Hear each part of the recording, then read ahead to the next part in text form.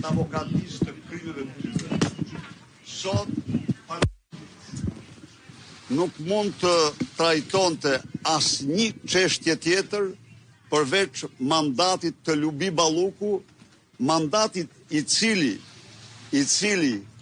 po kërcënon sot procesin më jetik të qytetarëve shqiptar, po kërcënon në mënyrë thelbësore, në mënyrë decisive integrimin ton në Bashkimin Evropian. Edi Rama, si bashkhajdut, fsheh shqiptarëve mesazhin ultimativ që morin Bruksel për sa i përket mandatit të Lubi Ballukut dhe pengesës. E morin nga Bashkimi Evropian autoritetet më të larta të këtij bashkimi, të cilët i bën të qartë ata se referuar deklaratës të kryetarit të Këshillit, presidentit të Bashkimit Evropian, zotit Antonio Costa, Shqipëria u diskutuam dhe për gjendjen kritike të Shqipërisë. Pra ky është një moment kritik ta ketë të qartë çdo shqiptar. Është një moment kritik për fatin e të ardhmes sonë europiane.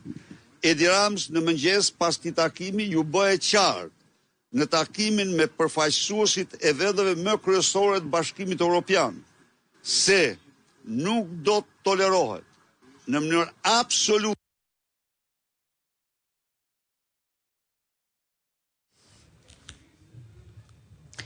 Ishte fjala e zotit Berisha jashtë ambienteve të kuvendit. E kemi sërish në këtë çast, ndikim pak? Udhëheqin dhe që përcaktojnë për që më specifik, zoti Berisha. Vendet kanë qenë disa vende, unë nuk po i nxjerr me qenë se nuk bëhem dot zellën si tyre, por ju garantoj që kjo ka ndodhur. A është Gjermania një ndër to?